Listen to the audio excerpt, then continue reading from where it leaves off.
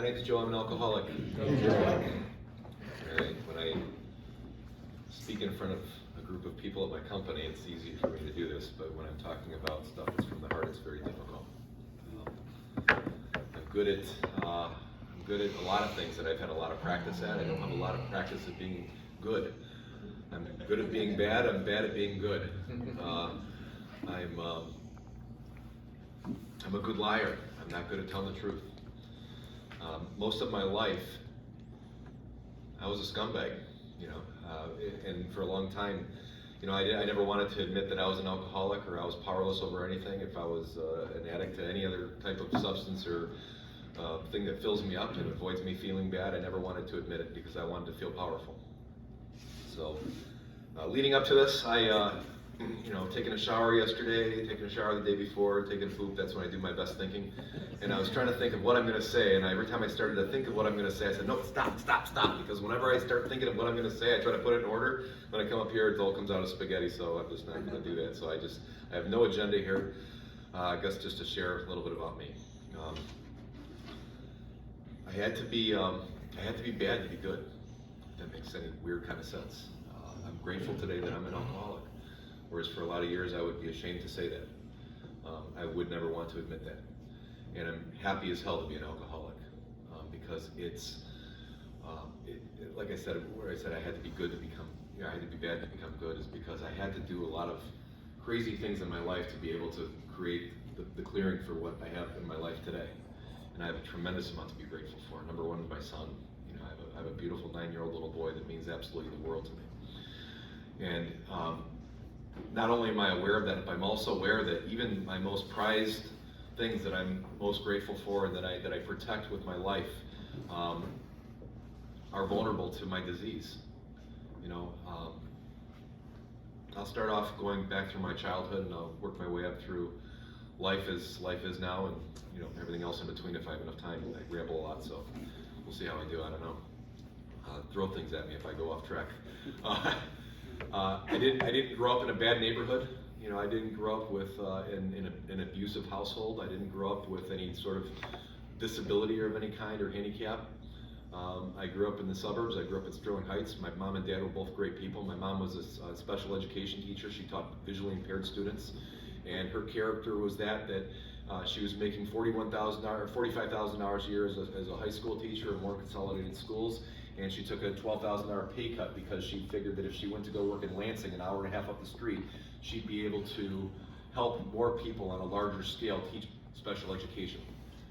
Even though it was a huge pay cut, 3.5 hours of commute time every day, I never understood why this crazy woman did what she did. That's nuts because I idealized money and everything else. Why would you do that? And it wasn't until the last few years when I understood it. But that was my mom's character. She loved serving. She loved to help. My dad was an accounting teacher. He taught business, math, and accounting at Sterling Heights High School. Very well respected teacher. Just a great guy. Led the swim coach. He was a swim coach. Led teams to state championships. He was competitive. He was tough, but he was soft-hearted. I had great parents. I'd love to come up here and say, oh, well, they abused me. That's why I did what I did. I'd love to say, well, they were drug addicts, and that's why I fell off the wagon and did all the things that I did. They were great parents. I was an asshole. I never felt good enough. I grew up in a neighborhood where most of the kids that were on my block were of foreign descent, and my neighborhood was a melting pot of every Eastern European country, every Arabic community, every Asian community. I mean, everybody lived in that part of Sterling Heights. And believe it or not, I was the white kid on the block that was a minority. And I never, when my friends would speak Yugoslavian, and these friends would speak Albanian, and these ones are speaking Chaldean, and these people are spilling every language in the sun. I didn't understand any of them. I just learned the bad words of every one of them so I could make them all laugh. I hung around with a lot of the Yugoslavian kids, and from the time I was 6 until 12, a lot of those kids didn't have the type of parents that I had, but I wanted to be like them. And a lot of the kids stole. And some of my friends that I called my friends would steal some of my things, and when I'd catch them stealing, I would just kind of I wanted their acceptance so bad that I would just steal it back without them knowing it, instead of saying, hey, why'd you steal my stuff? And I wanted their acceptance so badly that I just wanted to fit in, and I was never one of them, but I wanted to be the person that everyone said, as I became a teenager, I wanted everyone to say, man, Zagel's crazy, man, I want to be, and I wanted everyone to circle around me, and I wanted to be that star of the show.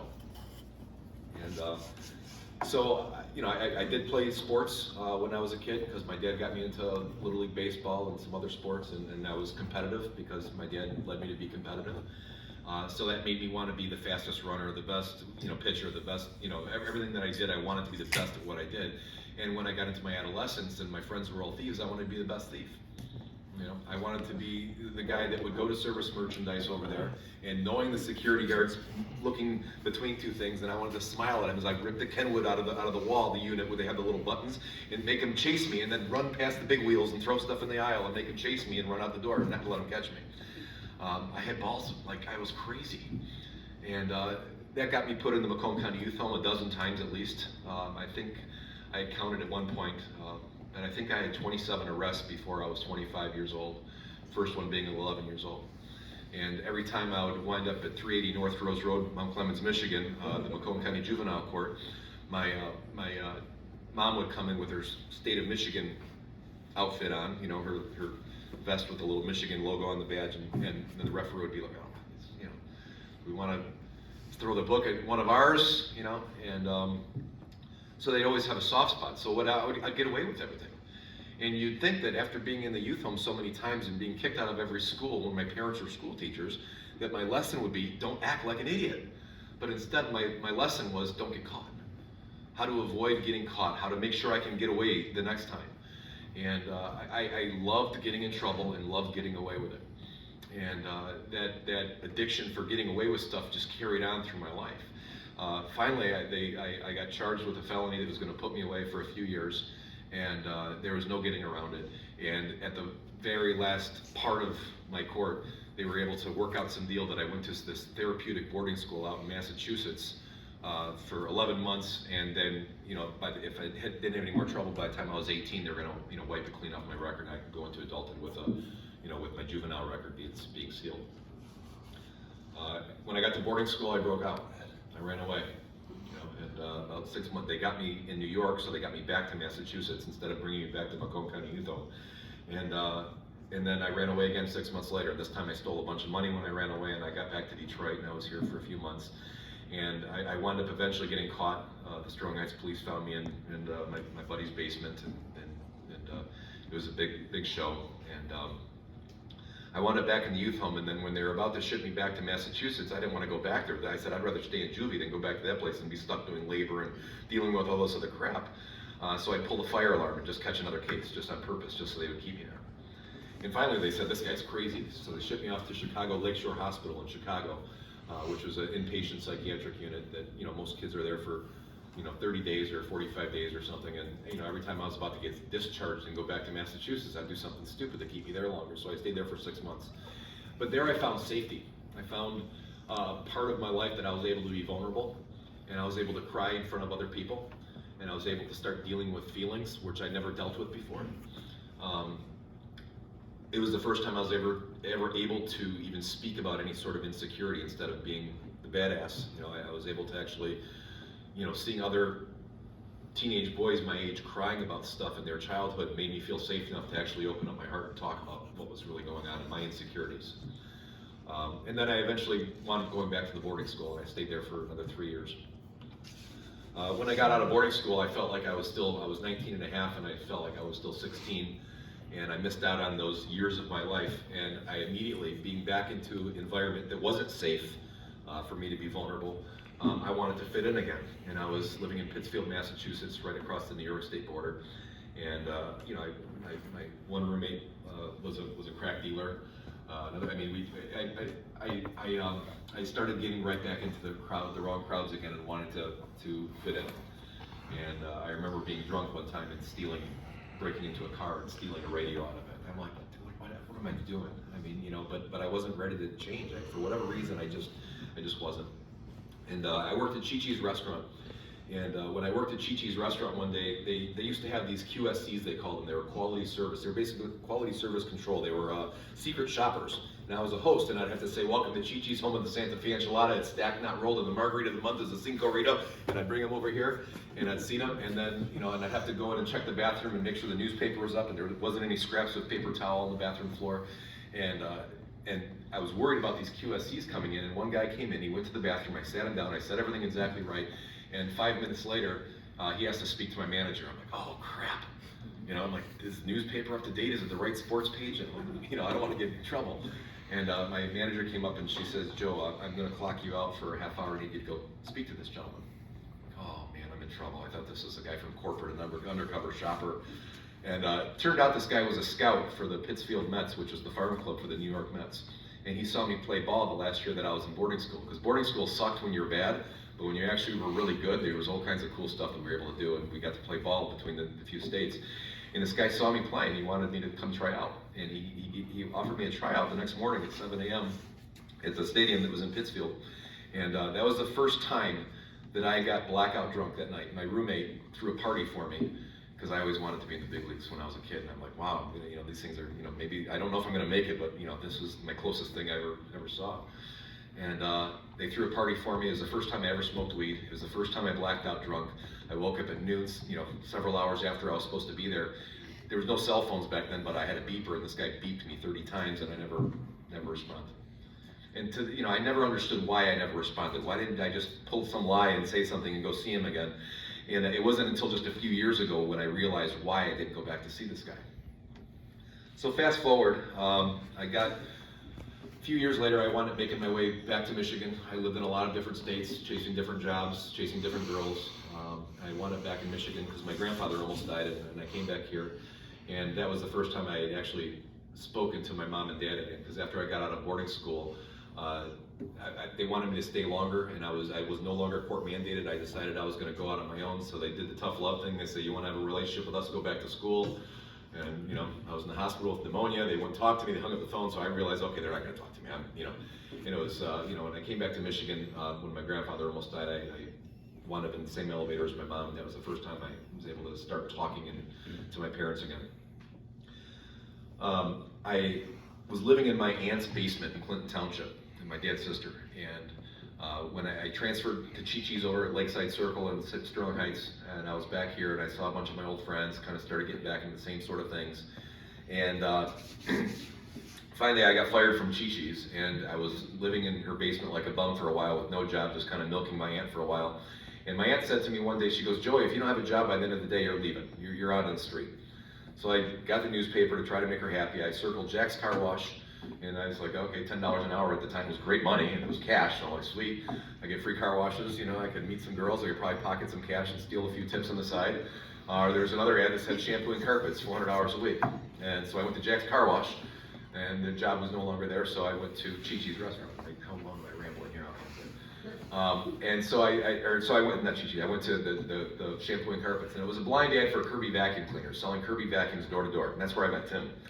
And I was 19 or, yeah, just before I was 20 years old when I met Tim Clark over there. And Tim and I worked for a guy by the name of John Parker. Tim worked in another office, but he was in our office a lot. He was on staff, so he would work for our office for a few weeks, and he'd work someplace else. And I looked up to Tim. I was like,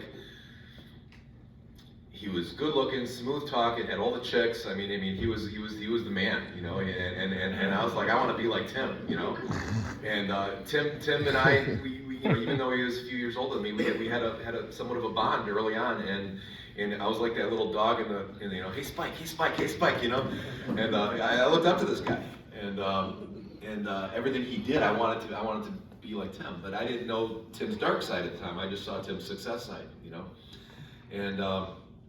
Anyways, I stuck around there for a while, and over the years, I remember I started drinking a lot with my friends, because I used to go to Canada when I was 19 to drink, and we'd get blackout drunk and somehow drive back to Sterling Heights. Can't even see the road, but we somehow make it through customs and citizenship U.S. They just did that. It wasn't like it is now. And I remember coming home one night from a bar. I wasn't even old enough to drink, but I wanted to be that crazy guy, crazy kid. And I had a sunroof in my car as a 97 Grand Prix.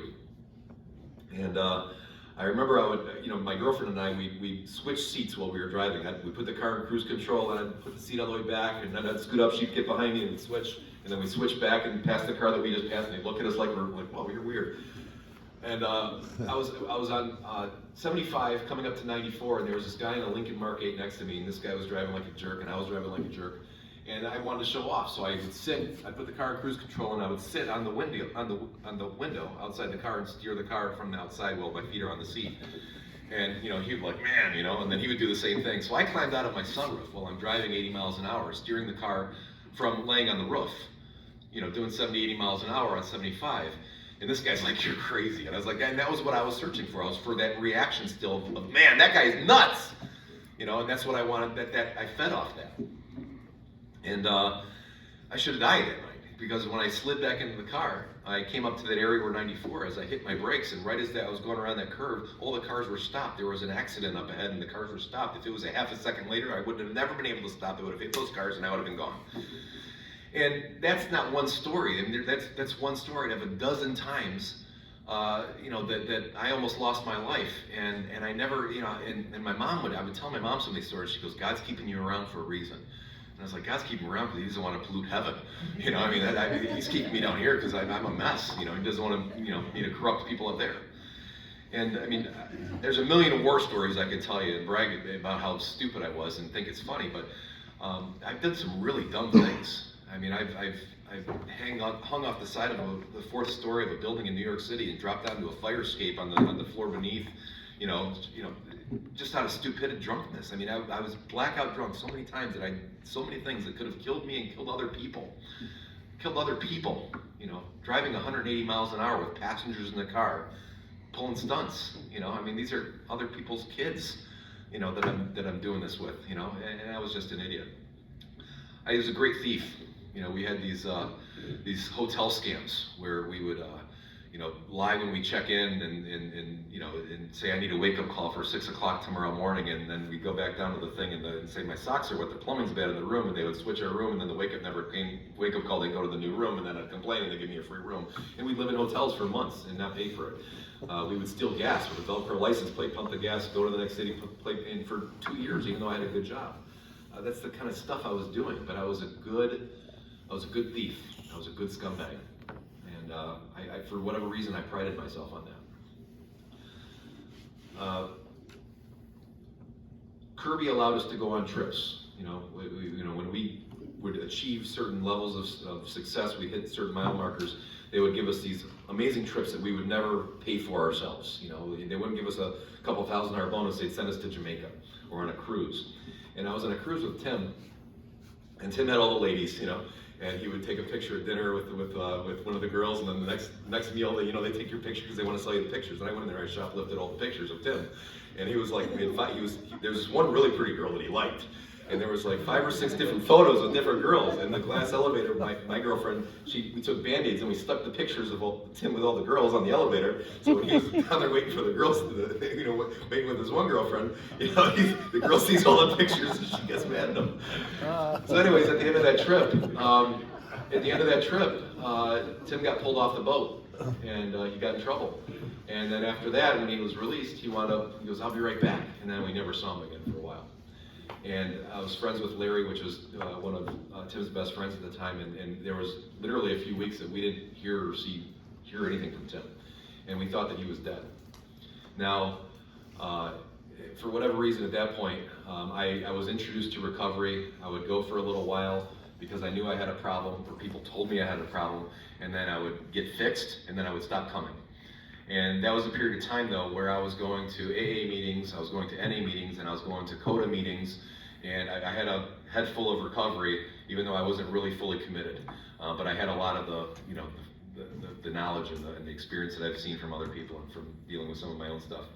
And so we broke into Tim's apartment thinking he was going to be dead, and he was sitting there in a beanbag with 2 girls, and he starts telling us about his new business, about cleaning gutters and getting into a house and selling. So we're like, this guy's still cool, But I remember Larry and I were trying to talk Tim into going to a meeting, and that was when he was still out running and really ripping it crazy.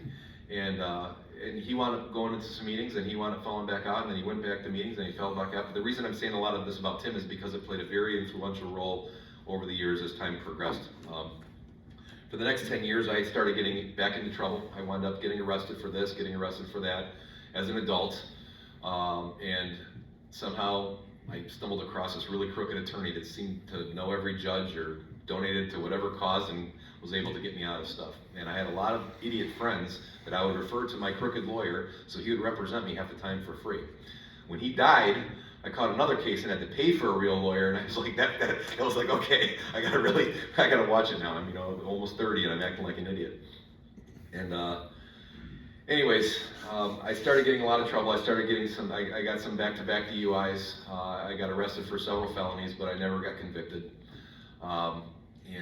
There was, I remember I bought my first house, and Dale did my mortgage. I was like 28, I think, or so.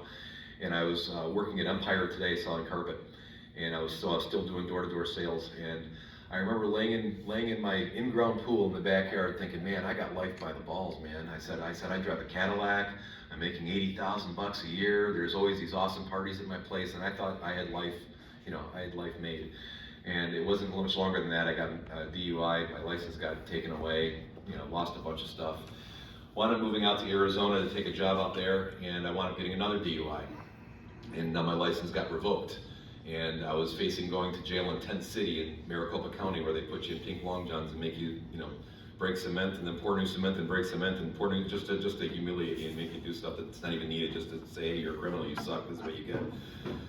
And so I was out there and I was facing, doing some time over there, and I was friends back home with a guy that I knew for a long time that was a Macomb County prosecutor, so I knew him when he was an idiot, that he straightened his life up and he became a prosecutor.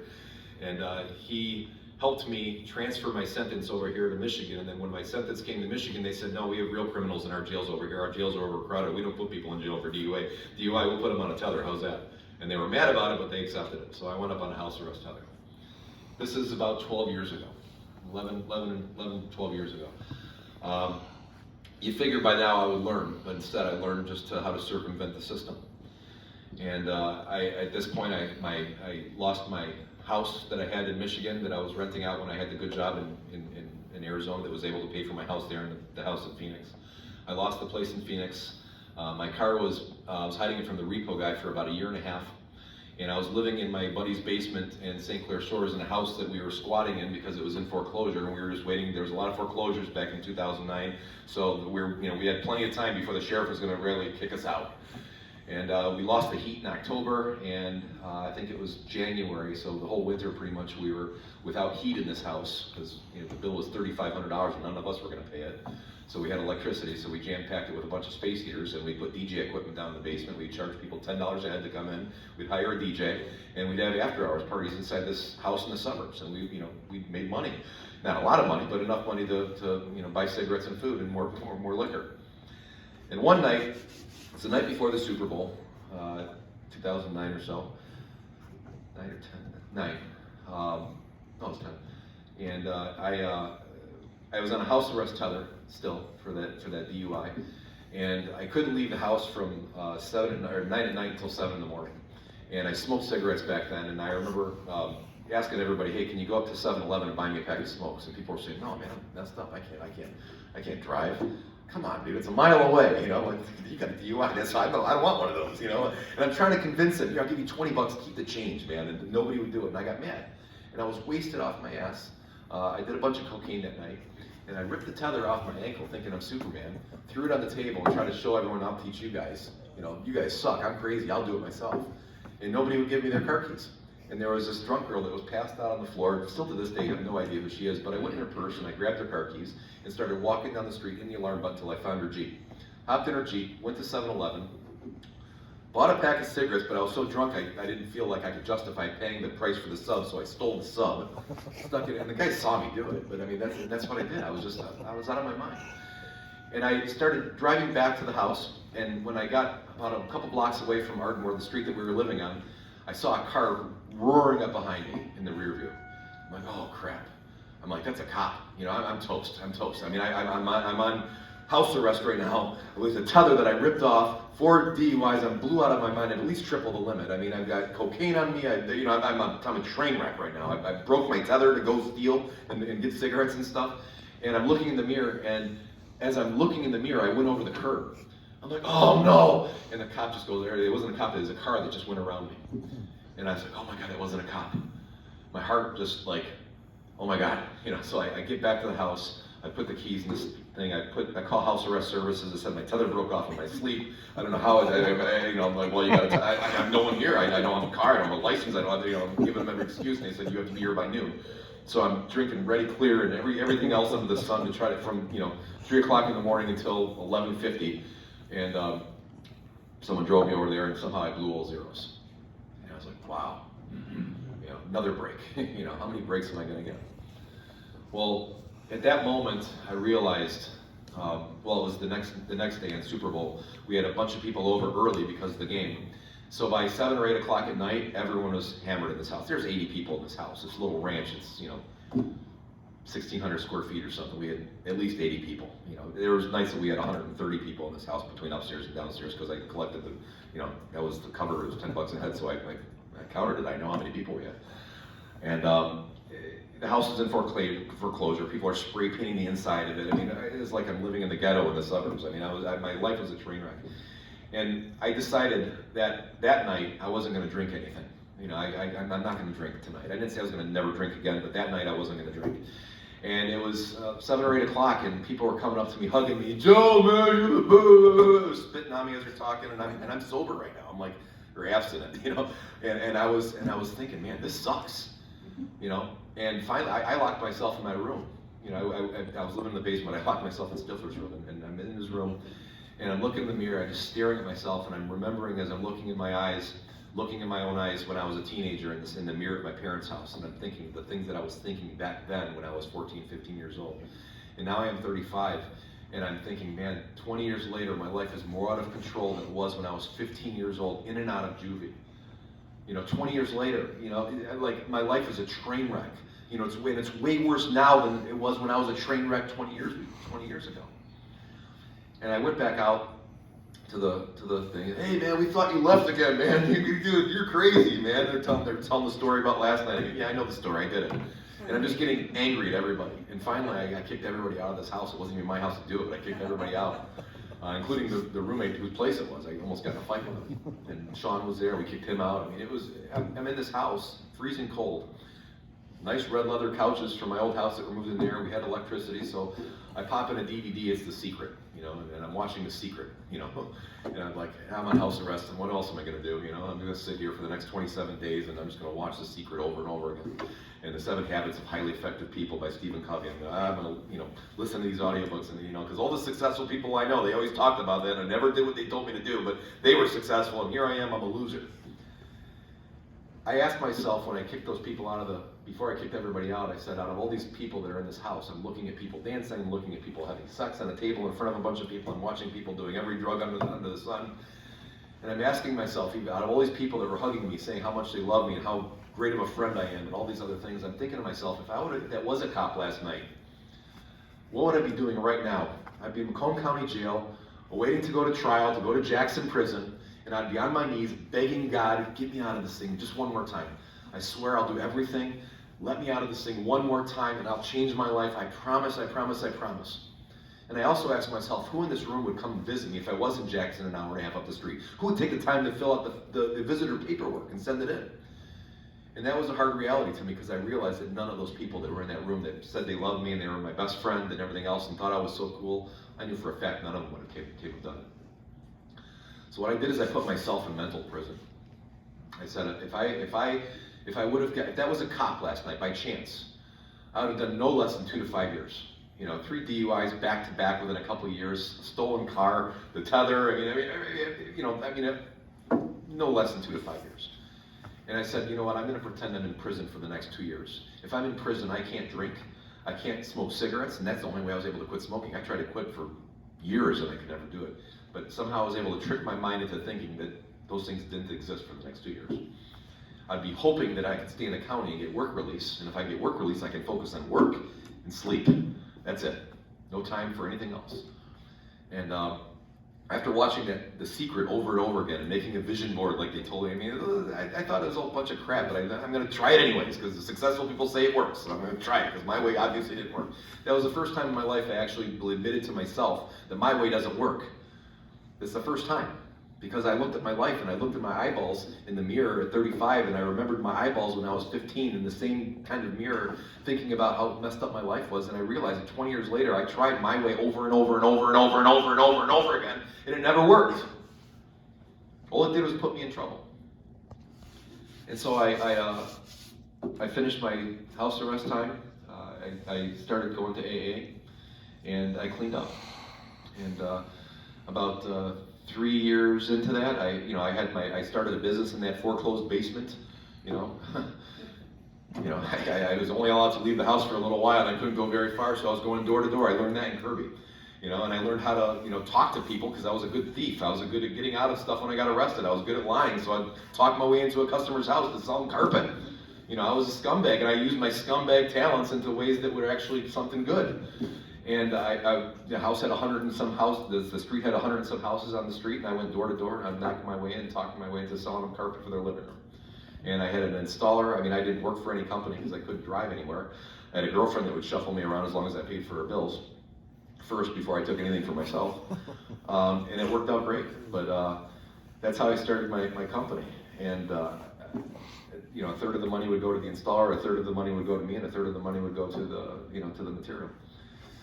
And over the fast forward 2-3 years, my business started really growing. I started, after my girlfriend and I broke up, she dumped me, and I had to hire a friend of mine to drive me around because I couldn't drive. And I'd say, come with me and learn sales, just drive me around, and I'd pay him to drive me around, and I would teach him how to sell. And then I taught another person how to sell when that person was driving me around. So I was able to start developing other people to do what I was doing. And I was using my, talents for something good this time instead of something bad. And I started making money. I started making really good money, the most money I ever made. I had no license, and it was the first time I made $100,000 in a year, and I was just homeless not too long before that.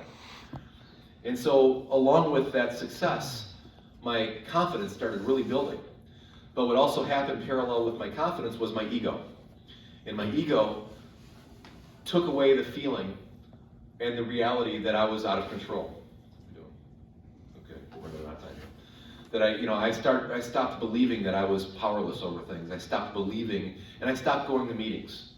And I saw it time and time again. We've seen 100 people that have plenty of time, and then if they stop going to meetings for a long enough period of time, eventually they fall off in most cases. And I saw it 100 times, but I thought for whatever reason I'm Superman, and I could beat the odds. And so 3.5-4 years later, I'm doing really good, but I decided that I was able to drink like a gentleman again, so I started drinking. But I didn't drink heavy. I was controlling it. I was drinking just 2 drinks, and that was it, no matter what. Now, even if I really want to, no more than 2, because if I don't get more than 2, I'll never catch a buzz, and if I can't catch a buzz, I won't script my judgment, I won't go for 10. And so 1.5 years, I tried controlled drinking. I tried to not drink stuff that's going to get me toasted, just stuff that's going to make me feel a little, take the edge off, and that was it. And along with that controlled drinking came more confidence, because now I'm thinking, okay, I really got this. I was cured. I know the signs now. I had a brain full of AA. I got this. So I was in Miami. A 1.5 years later, I was in Miami, and I had some of our suppliers that we buy carpet from down there, and 2 of the guys have never been to Florida. So I'm like, dude, I was a promoter down here. I know every club owner. I got this, man. You're gonna have the time of your life. But here are my car keys. Don't let me drive no matter what. Let's go for it. You wanna have fun? Let's do it. And so we did. That was at 7 o'clock, and at 4 o'clock in the morning, I got kicked out of the Clevelander. And I don't know how many drinks, at least 20 deep. I shouldn't be alive after just drinking after so much, after not drinking heavy for a long time. And so we're getting kicked out of the Clevelander, and he tells me, he goes, I got your keys, Joe, but I got a flight at 7. I don't know what to do here. It's like, dude, he goes, no, you can't have, I'm like, I'm not gonna drive, I'm not stupid. And so he goes, you promise? I said, I swear to God. Gives me the keys. And my cell phone was dead, so I couldn't call that 4444444 number for a taxi. So I walk over from Ocean over to Washington to try to find a cab. And instead of finding a cab, I find this really pretty girl, and she's drunk, and we start talking. Next thing you know, we're making out on the sidewalk. Meanwhile, I have my child at home, because I had a child at this point now. He was, I think, 2 or 3. My son's mom at home thinking I'm doing up to good down there, and I'm cheating on her. And I want to bring this girl back to my hotel, and I didn't want to tell her to drive, so I said, I'll drive, I got this. And so as I'm driving back to the Fontainebleau, the orange construction barrels on the side of the road were just a blur. I didn't hit anything, I didn't get in trouble. But I couldn't see straight. I mean, I was that drunk again, and here I am again behind the wheel, putting it all on the line. Get up to my room, thinking I'm gonna hook up with this girl, and she wants money. I'm like, this is a hooker? So now I kick her out. I'm being a total jerk. I slam the door, I locked her out, she's banging on the door. I said, I'm calling the cops. She goes, I'm calling my man. I'm like, oh shit, So now I'm going to the minibar, and I'm drinking Tanqueray and things that I don't even drink. I'm just drinking it because it's there. And at about 7 o'clock in the morning, the light starting to get light out, I was in such a depressed drunk moment. I hated myself for what I did and what I'm continuing to do as I'm feeling sorry for myself. I just, blew my relationship. She won't know, but I'm going to live with this lie. I put my son on the line. I put my business on the line, and everybody that had believed in me and started, working for me and thinking that, if they ride with me, then they're in good hands. I put everything on the line. And at that moment was the second time in my life. The first time was when I was 15, but the second time in my life I really wanted to die. And I climbed out on my 15th floor balcony, and I sat on the edge. I sat on the edge of this thing. My butt cheek was barely holding onto it. And I'm just trying to give myself enough courage to just say, just do this, it's over, it's done. You don't have to drag anybody or yourself through this pain ever again. Just do it. I'm yelling at myself, you pussy. I'm saying all this stuff to just do it. And I'm trying like hell to make myself jump. And my phone was plugged in over here because it was dead earlier, and the phone's going off like crazy for 15, 20 minutes as I'm trying to talk myself into just letting it all be done. All this pain will just end if I just have enough courage, just for a tenth of a second, then it's done. I can't turn it back, it's done. And all I could think about was my kid. And the phone was ringing, so I'm thinking, maybe it's an emergency. So that's what got me off the edge. I go into my room, and it's my friend Mark that I went to boarding school with, who had at the time, I think, 10 years in AA. He goes, dude, I saw on Facebook you're in Miami. I'm like, Mark, dude. He goes, dude, where you at? And I'm like, Mark, dude. He goes, dude, you're drunk? I thought you weren't drinking. I said, no, I've been out drinking for a while. And and he goes, dude, where you at? I'm coming right now. And he left work, came to my hotel, stayed with me. I cried my ass off in his arms, and he drugged me to my first AA meeting in a while, and it was a noon meeting when he took me to, and I was drunk at that meeting still. And he goes, you're going to do a 90-90. I said, I ain't got time for that. You're about to die. You got time for anything right now. You're going to do it. And so he goes, I'm going to be your sponsor. And so I did everything he told me to do. And I said, you know what, I remember that pain so deeply. And I was going to 90 meetings in 90 days. I mean, I was getting brainwashed. It was good brainwashing, because I needed that checkup from the neck up. I needed to clean all this horrible thinking that I was, And I started getting back into the steps of recovery, and my life started getting better again. My feelings started getting better again. I never wanted to work a fourth step or fifth step, because that would, make me really dig deep, and really say all the things I was ashamed of. And so about 16 months into there again, I go quick to play the victim. And that's something I do sometimes when I feel if I really want to find an excuse, I'll find one not to do something. If something's uncomfortable, I'll find a reason not to, and I can sell myself the biggest load of crap there is. And I was I went to a table that was only first step table, and I stayed at that table for a long time. And there were 3 guys at my table who I talked to on a regular basis, but I didn't really open up completely to. And my sponsor at the time, Noel George was his name, he was encouraging everybody to go to this group called the Landmark Forum. And it was it was a kind of a weird setting, but it really helped me become present and not think too far in the future, too far back. So it was great for a lot of people. So he was encouraging people to go, and I was encouraging my son's mom to go, because I figured this might be an opportunity for us to fix our relationship. So she went the same time 3 people from my home group went, and when she shared my deepest, darkest things that that bothered her the most about our relationship, that I was going to take to the grave with me. I was so ashamed of. One of my drunken days, she was mouthing off to me, and I smacked her in the face, and I never could believe that I hit her. And she said, I'm scared of him. And here I am thinking I'm this good guy, I'm this saint now that I'm recovering. How dare you share that crap with the people that, like, how could you do that to me? And so that was my excuse not to go back to the table. I could have found another table. I just decided to play victim and not go anymore. So that was my reason to not go back to meetings for a few months.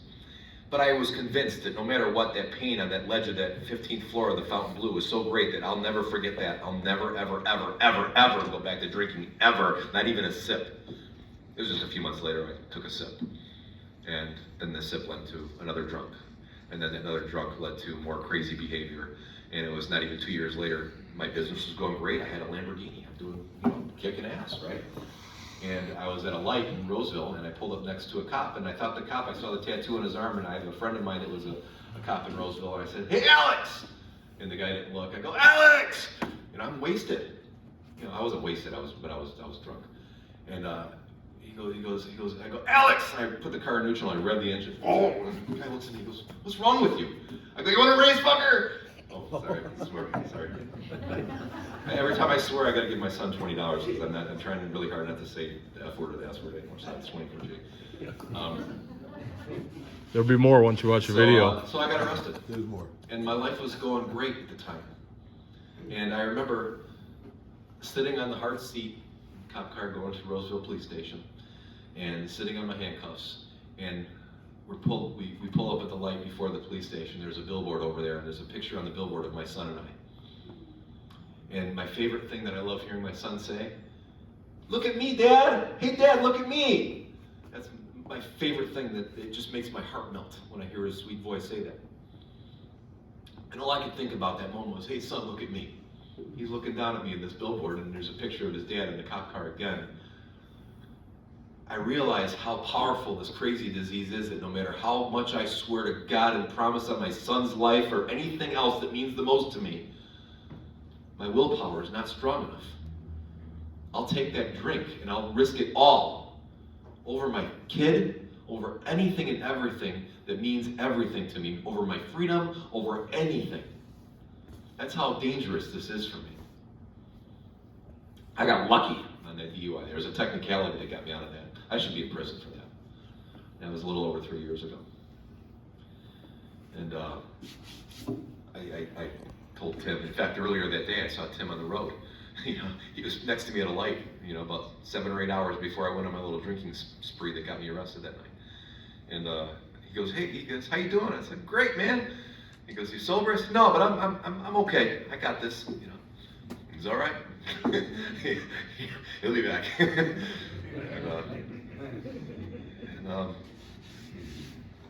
I got lucky. I beat that thing, man.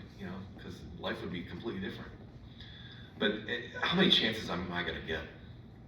I don't think I'm gonna get any more. There's no way, And so this time I reached down and I grabbed those things and I said, I've got to do this, man. I can't a la carte this program. I can't take steps 1 and 2 and sometimes 3 and maybe this one or that one. If I'm going to do this, I got to try to really do it. And I did a very, very, very, very, very thorough 4-step. I got the questions from the How inventory questions from Overeaters Anonymous, the New Jersey intergroup over there. They have a list of 156 inventory questions that are very, very thorough. And I wrote a page on just about every one of these things. 156, it is a book. And I went to Hawaii with Tim and Randy, which is my sponsor at the time. And Randy had over 30 years. Tim's friend Scott had over 30 years. And Tim was right around 21 years at the time. And I did my 5th step. And I shared everything that I felt horrible about. And I never realized how much I hated myself until I got through that stuff. My boss in Arizona, when I left Arizona, he says, "Joey, why the hell do you hate yourself?" And I said, "Hate myself? Are you nuts?" I said, "I got a caddy over here, man. I'm making tons of money. I got this and this and this and this." You guys, I thought the best sales guy you got, man. You're nuts. You think I hate myself? I love myself. I hated my guts, and I didn't even know it. And when I did that 5th step, man, I realized how much stuff I was carrying around with me that I was angry at, hurt by, insecure about, that I didn't like about myself or my family. All the things that I was ashamed of that I would never bring to, there were some things that I thought that I would never tell God. I hope he doesn't know, and I shared it with these guys. And I cried my eyes out, I laughed, I hugged, And that was the first moment that I really felt free. It was that day, that second part of that day. When, we were out there for 8 or 9 hours. I mean, we just went through all of it. And I can't say I'm recovered. I don't think I ever will be. But I think that it's just more and more layers of that onion that keep peeling back. And I never understood why my boss said it. Why do you hate yourself so much? Until and that's why. And why did I not go to that baseball tryout when I was 19 years old? I had the golden opportunity. I might not have got it, but there were so many times in my life, looking back, that I would come so close to achieving something that was my dream, and I would self-sabotage it right before breaking through it and succeeding. It was because I hated myself. I never felt that I was worthy. I sucked. And that's what I did. This disease of alcoholism, you hear the things that people talk about while your disease is out in the parking lot doing push-ups while you're in the meeting. The things and a lot of that stuff, oh, that sounds right, but it just kind of went over my head.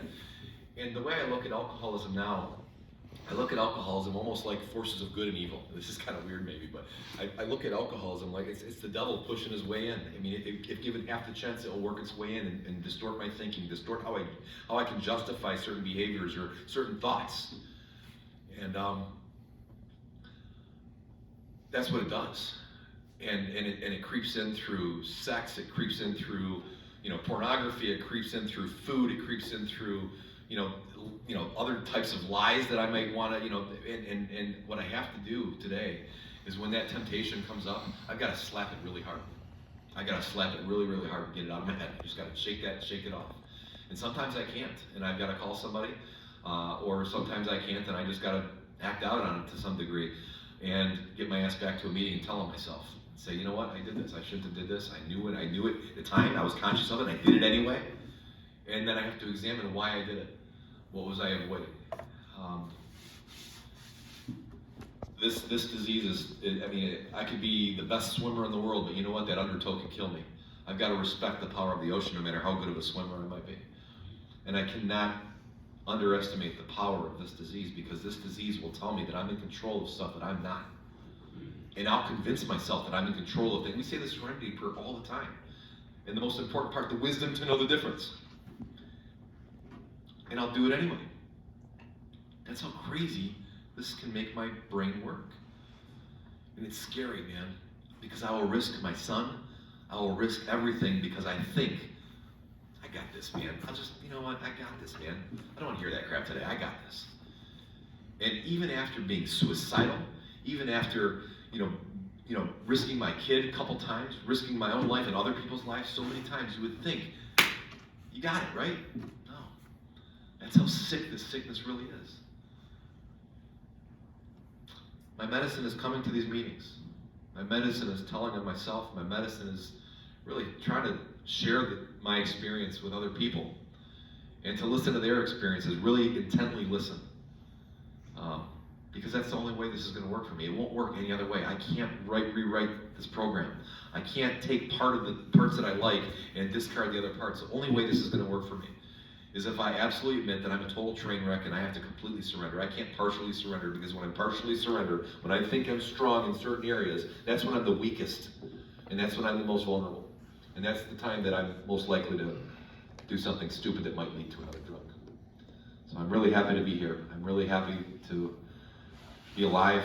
I'm happy to be a dad. I'm a great dad to my kid, man. And that's something I can say. I can say confidently. I'm a great dad. I'm great to my employees. I try to really be great in the community to help other people and help other things. And I can say today that I love myself. I can say today that I love what I stand for. I can say today that I want to be a force for good, not a force for evil or bad. I'm not selfish as I was before. I'm still selfish, but I'm not as selfish as I was before. I try to give a lot more than I take. And I had to be bad to become good. I couldn't have been good unless I went through all that crap that got me where I'm at today. So I'm grateful to be an alcoholic. I'm grateful to be a thief. I'm grateful to be a liar.